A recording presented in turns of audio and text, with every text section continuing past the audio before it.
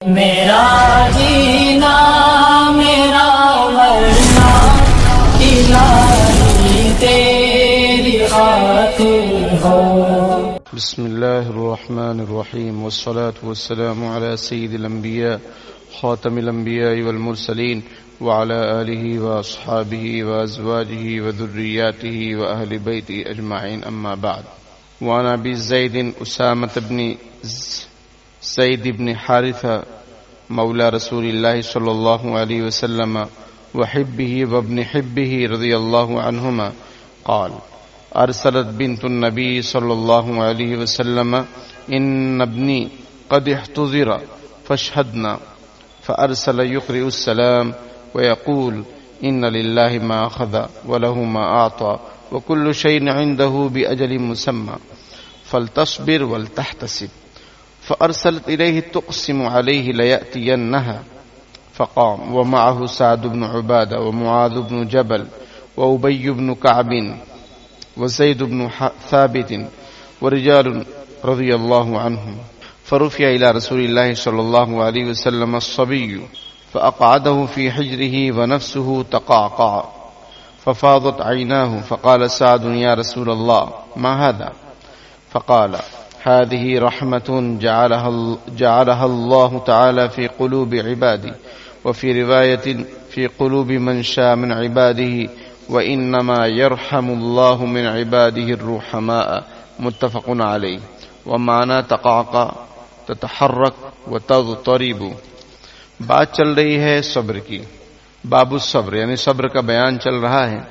آج آپ کے سامنے جو روایت پڑھی گئی وہ حضرت ابو زید اسامہ بن زید بن حارثہ رضی اللہ تعالی عنہم سے مروی ہے. یہ اسامہ حضرت زید بن حارثہ رضی اللہ تعالی عنہما کے بیٹے ہیں. اسامہ یہ زید بن حارثہ رضی اللہ تعالی عنہما کے بیٹے ہیں، یعنی حضرت اسامہ بھی صحابی ہیں، ان کے والد حضرت زید بھی صحابی ہیں، ان کے دادا حضرت حارثہ رضی اللہ تعالیٰ عنہ وہ بھی صحابی، یعنی تینوں پوتا ابا دادا.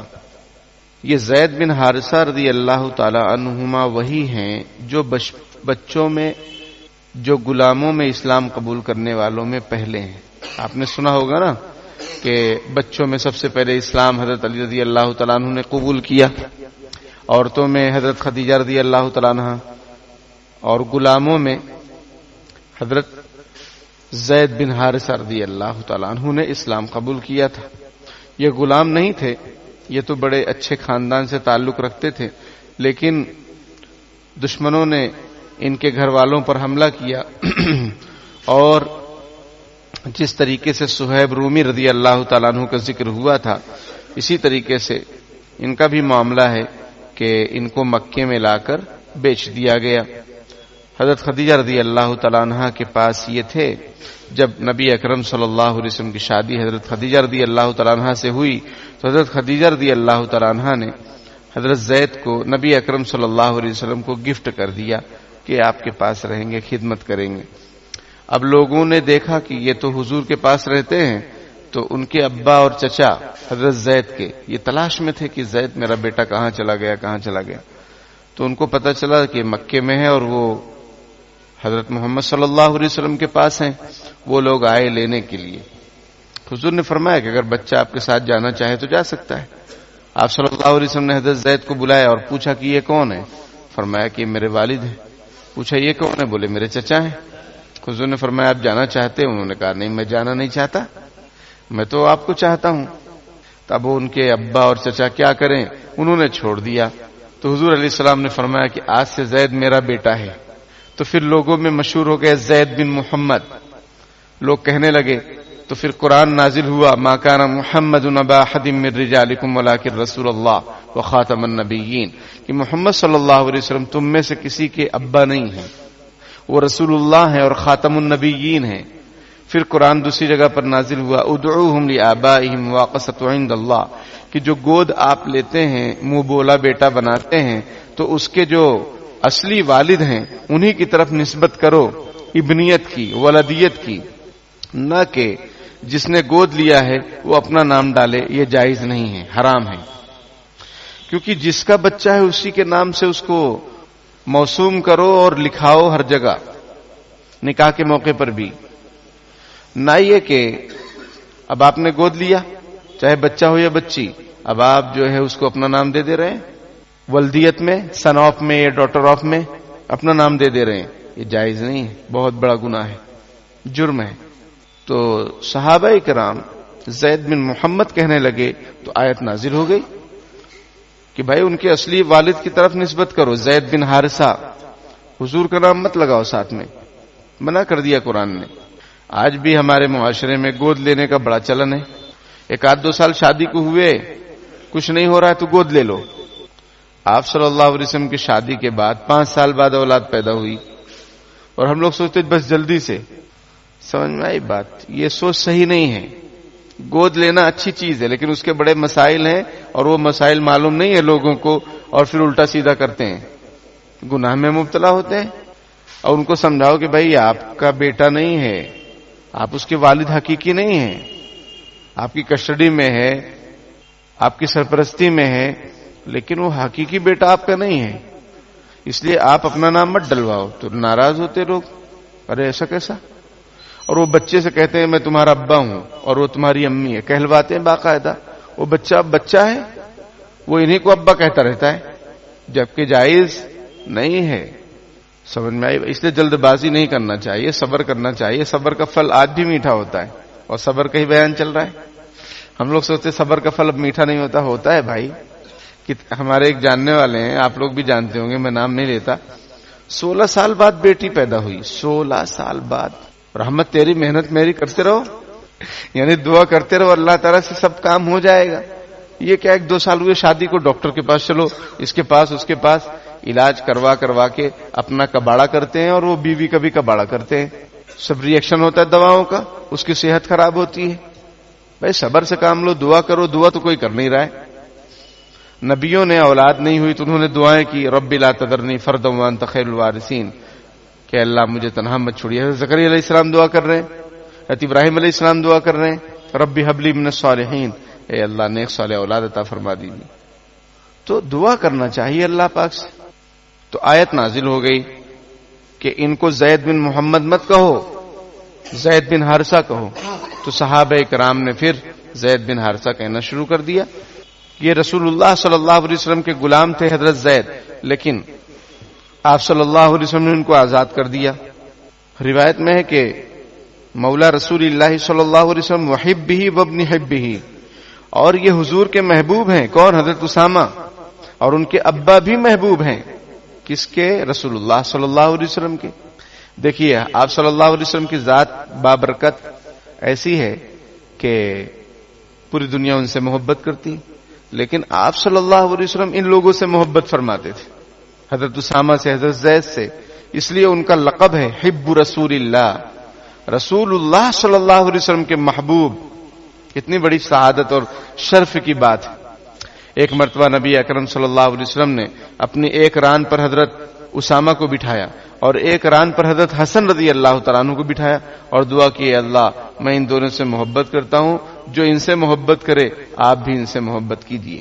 اب حضرت اسامہ اتنے چہیتے تھے کہ فتح مکے کے موقع پر قبیلے مخزوم کی ایک عورت نے چوری کر لی، اور وہ قبیلہ بہت بڑا قبیلہ سمجھا جاتا ہے عرب میں، مکے میں ابو جہل وغیرہ اسی سے تھے.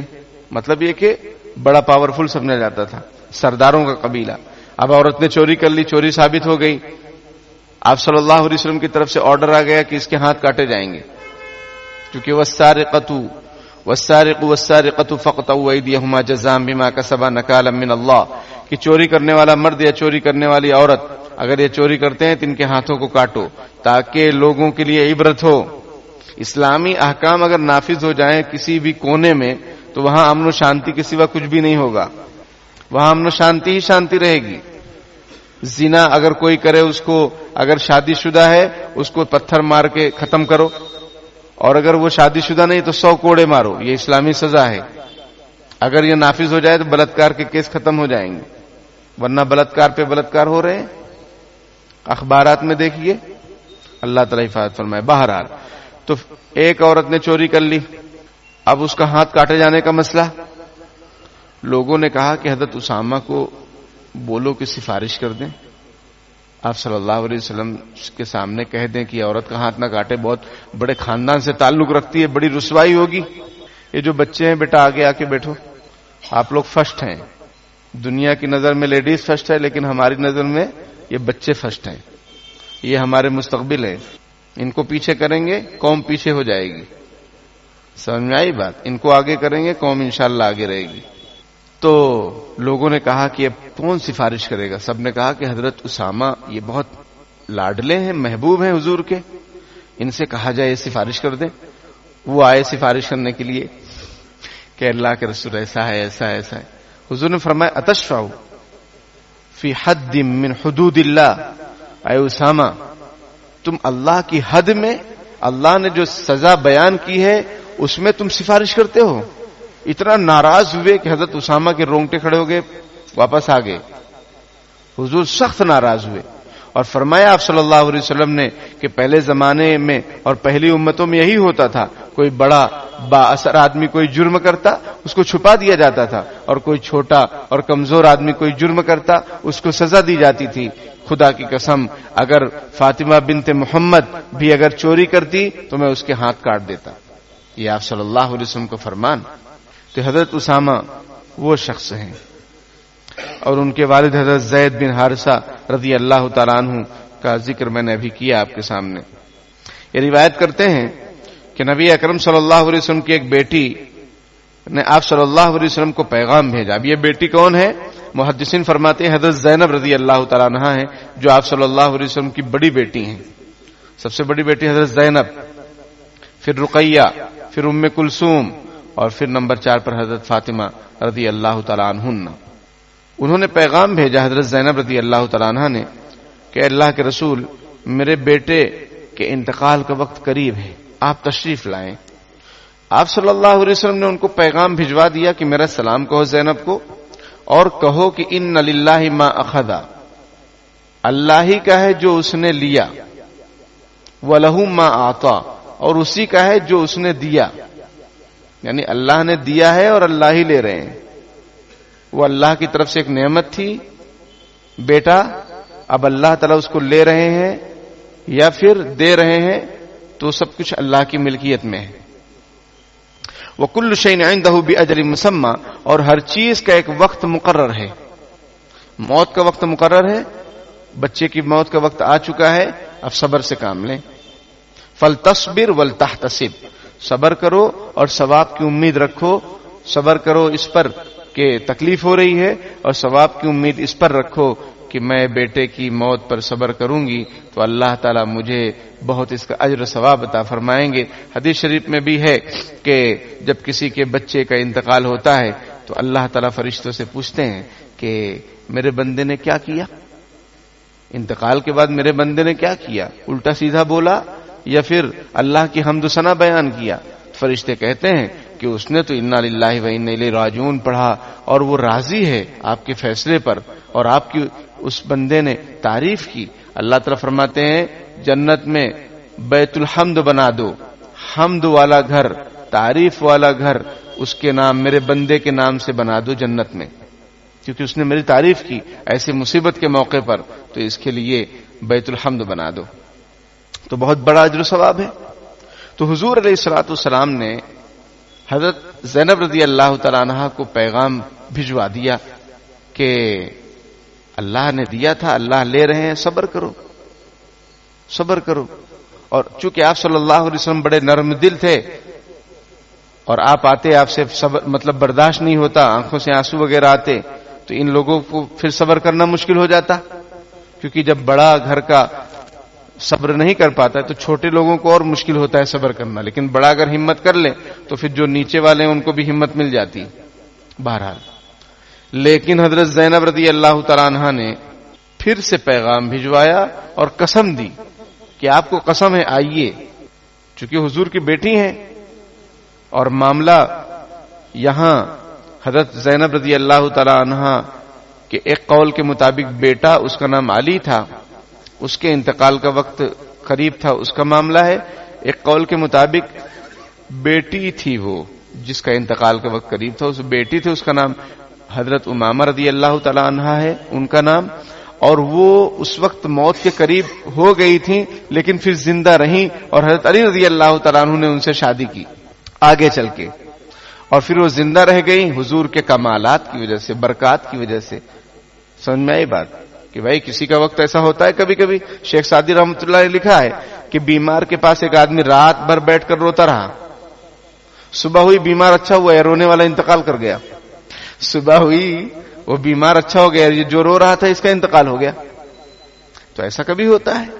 اب یہ بچی کے بارے میں ہے کہ موت کا وقت قریب ہے لیکن زندہ رہ گئی ہو، کیونکہ دونوں اقوال احادیث کی کتاب میں موجود ہیں۔ اگر بیٹا تھا تو اس کا نام علی تھا، اور بیٹی تھی تو امامہ رضی اللہ تعالیٰ عنہ، اور وہ پھر بڑی ہوئی اور پھر حضرت علی نے ان سے شادی کی رضی اللہ تعالیٰ عنہما۔ اور حضرت امامہ رضی اللہ تعالیٰ عنہ کے بارے میں ہے کہ یہ چھوٹی سی تھی، آپ صلی اللہ علیہ وسلم ان کو ایک مرتبہ گود میں لے کر آئے۔ حضرت ابو ہریرہ رضی اللہ تعالیٰ فرماتے ہیں کہ آپ صلی اللہ علیہ وسلم گود میں لے کر آئے مسجد میں، اور ہم لوگوں کو نماز پڑھائی۔ جب رکوع میں جاتے سجدے میں جاتے تو ان کو اتار دیتے حضرت امامہ کو، اور جب کھڑے ہونے لگتے تو اس کو پھر گود میں لے لیتے اور نماز پڑھائی۔ یہاں ہم لوگ بچوں کے مسجد میں آنے پر اعتراض کرنے میں نمبر 1 ہے کہ نمبر 2 ہے؟ کیا ان سا نمبر ہے؟ اپنا دیتے رہو، وہ انشاءاللہ تفصیلی بیان ہوگا۔ یہ تو ابھی باب الصبر ہے، وہاں سے ہوگا تفصیلی بیان۔ تو حضور کی نماز خراب نہیں ہوئی اور لوگوں کی نماز خراب نہیں ہوئی، اور ممبر مصلی پہ گئی بچی۔ آپ صلی اللہ علیہ وسلم نے کیا پیغام بھجوایا؟ یہ تعزیت کے موقع پر پڑھنے کی دعا ہے، کسی کا انتقال ہو تو یہ دعا دینی چاہیے اس کو۔ ان للہ ما اخذ ولہ ما اعطى وكل شيء عنده باجر مسمى فلتصبر ولتحتسب۔ حضور نے فرمایا کہ اللہ ہی کا دیا ہوا اور اللہ نے لے لیا، اور ہر چیز کا وقت مقرر ہے، بس آپ صبر کیجئے اور ثواب کی امید رکھیے۔ یہ تعزیت کے موقع پر دعا پڑھنی مسنون ہے، سنت ہے۔ ایک عربی کے واقعہ ہے، عربی آدمی کا واقعہ ہے، اس کے بچے گاڑی لے کر نکلے، ایکسیڈنٹ ہو گیا، 3-4 بچے تھے، بیٹا بیٹی، ایکسیڈنٹ ہو گیا، انتقال ہو گیا بچوں کا۔ وہ آیا اور اس نے کہا من اللہ الی اللہ۔ اس نے کیا کہا؟ من اللہ الی اللہ، کہ اللہ کی طرف سے یہ سب بچے ملے تھے، اب اللہ کی خدمت میں پہنچ گئے، اللہ کے دربار میں پہنچ گئے، اس نے دیا، اس نے لے لیا۔ یہ تعزیتی دعا ہے۔ پھر حضرت زینب رضی اللہ تعالیٰ عنہ نے نبی اکرم صلی اللہ علیہ وسلم کو پیغام بھجوایا، قسم دی کہ آپ آئیے۔ آپ صلی اللہ علیہ وسلم کھڑے ہوئے، آپ کے ساتھ سعد بن عبادہ، حضرت معاذ بن جبل، حضرت ابی بن کعب، حضرت زید بن ثابت، اور بھی کچھ صحابہ اکرام رضی اللہ عنہم اجمعین، یہ حضور صلی اللہ علیہ وسلم کے ساتھ گئے۔ آپ نے وہ بچے کو لیا گود میں، اور آپ نے اس بچے کو اٹھایا اور اپنی گود میں بٹھایا۔ بچے کی جان کنی کا معاملہ تھا، یعنی اس کی سمجھیے کہ روح نکلنے کے قریب کا معاملہ۔ آپ صلی اللہ علیہ وسلم سے دیکھا نہیں گیا، آپ کی آنکھوں سے آنسو جاری ہو گئے۔ حضرت سعد بن عبادہ رضی اللہ تعالیٰ عنہ نے سوال کیا، یا رسول اللہ یہ کیا، آپ رو رہے ہیں؟ حضور نے فرمایا کہ یہ رحمت ہے، یہ رحمت ہے، اللہ تعالیٰ نے اپنے بندوں کے دلوں میں اس کو رکھ دیا ہے کہ وہ کسی کو مصیبت کو دیکھتے ہیں تو ان کا دل بھر آتا ہے، آنکھیں بھر آتی ہیں۔ سمجھ میں آئی بات؟ یہ رحمت ہے، اللہ نے اپنے بندوں کے دلوں میں اس کو رکھ دیا ہے۔ یہ پھر دوسری روایت میں ہے کہ اللہ تعالیٰ جس کے دل میں چاہتا ہے، اپنے بندوں میں سے جس کے دل میں چاہتا ہے، اس رحمت کو رکھ دیتا ہے۔ اور انما یرحم اللہ من عبادی الرحماء، اور اللہ تعالیٰ اپنے بندوں میں جو رحم کرنے والے لوگ ہیں ان پر رحم فرماتے ہیں۔ ایک دوسری روایت ہے الراحمون یرحمہم الرحمن ارحموا من فی الارض یرحمکم من فی السماء، کہ رحمان کے بندے رحم کرنے والے جو لوگ ہیں ان پر رحمان رحم کرتا ہے، رحم کرنے والے جو لوگ ہیں ان پر رحمان رحم کرتا ہے۔ تم زمین والوں پر رحم کرو، آسمان والا تم پر رحم کرے گا۔ اس پر شعر بھی ہے، کرو مہربانی تم اہل زمین پر، خدا مہربان ہوگا عرش بری پر۔ تو یہ حدیث شریف ہے۔ تو آپ صلی اللہ علیہ وسلم کی آنکھوں سے آنسو آ گئے. اس سے یہ مسئلہ ثابت ہوتا ہے کہ اگر انتقال کے وقت پہلے یا بعد میں اگر کسی شخص کے آنسو جاری ہو جائے یہ صبر کے خلاف نہیں ہے، اس لیے کہ آپ صلی اللہ علیہ وسلم سے بڑھ کر کون صبر کر سکتا ہے. تو آپ کی آنکھوں سے آنسو جاری ہوئے نا، تو یہ صبر کے خلاف نہیں ہے. اور ہمارے یہاں کیا پاگل پنا ہے کہ اگر کسی کے آنکھوں سے آنسو جاری ہو رہے ہیں یا رو رہا ہے، کوئی ایسا رونے لگ جائے بیچارہ صدمے میں، اس کو بولتے رو مت رو مت. میں یہ کہتا ہوں کہ اگر وہ خاتون ہے رونے والی تو اس کو یہ نصیحت دو کہ آواز سے مت رو، رونا ہے رو، رونے سے دل کا بوجھ ہلکا ہوگا، لیکن آواز سے مت رو، کیونکہ تمہاری آواز کو بھی چھپانے کا حکم دیا ہے شریعت نے. پردہ ہے ایسا نہیں ہے، عورت کی آواز ستر ہے یہ صحیح بات نہیں ہے، لیکن چھپانے کا اور احتیاط کرنے کا حکم دیا ہے شریعت نے، اس میں کوئی دو رائے نہیں. تو عورت کو یہ نصیحت کی جا سکتی ہے کہ بھائی روئیں لیکن آواز باہر نہ جائے. زور زور رونا یہ منع ہے، رونا منع نہیں ہے، زور زور سے رونا. اب اگر کسی کی مان لیجئے چیخ نکل جائے غیر اختیاری طور پر تو وہ بھی ناجائز نہیں ہے، کیونکہ وہ بیچارے کو اختیار نہیں ہوا. صبر کا درس دینا آسان ہے، لیکن جب حالات آئیں اور پھر آدمی صبر کرے یہ اصل بات ہے. موشیف صاحب قاسمی دامت برکاتہم کی والدہ کا جب انتقال ہوا وہ گئے تھے گاؤں، پھر واپس آئے تو کہنے لگے کہ صبر پر بیان کرنا بہت آسان ہے، لیکن جب حالات آتے ہیں اور صبر کرنا یہ بڑا مشکل ہوتا ہے. دوسروں کو صبر کی تلقین کرنا بہت آسان، لیکن جب خود پر آئے تو پھر آدمی کے لیے مشکل مرحلہ ہوتا ہے. تو بہرحال مسئلہ کیا ثابت ہوا کہ اگر آنسو جاری ہو جائے تو کوئی حرج کی بات نہیں ہے، یہ رحمت ہے جو اللہ نے اپنے بندوں کے دلوں میں رکھا ہے. ایک صحابی حضرت اقرا بن حابس رضی اللہ تعالی عنہ یہ آئے رسول اللہ صلی اللہ علیہ وسلم کی خدمت میں، تو آپ صلی اللہ علیہ وسلم حضرت حسن رضی اللہ تعالیٰ عنہ کو بوسہ دے رہے تھے، چوم رہے تھے، کس کر رہے تھے. تو انہوں نے کہا اللہ کے رسول آپ جو ہے بوسہ دیتے ہیں، میرے 10 بیٹے ہیں، میں نے کبھی بوسہ نہیں دیا کسی کو. حضور نے فرمایا کہ اگر تمہارے دل سے اللہ نے رحم کو نکال لیا ہو تو میں کیا کر سکتا ہوں، میں کیا کر سکتا ہوں. اگر تمہارا دل پتھر کا سل بن گیا ہو تو میں کیا کر سکتا ہوں. یعنی آپ صلی اللہ علیہ وسلم نے یہ فرمایا کہ اگر تمہارے دل سے اللہ رحم کو نکال لے تو میں کیا کر سکتا ہوں. اس کو اس طرح بھی بیان کر سکتے کہ بھائی اگر تمہارا دل پتھر کا سل بن گیا ہے تو میں کیا کروں. تو بچوں سے شفقت، محبت، الفت اور ان کو ہمدردی کے ساتھ رکھنا یہ تو سنت ہے. صرف میٹھا کھانا ہی سنت ہے، وہ بھی غلط سنت پھیلا کے رکھیں کہ میٹھا کھانا سنت ہے، تو ایسا نہیں ہے، یہ بھی سنت ہے. تو بہرحال یہ تعزیت کے کچھ مسائل آئے. تعزیت کے بارے میں نے پہلے بھی ذکر کیا تھا.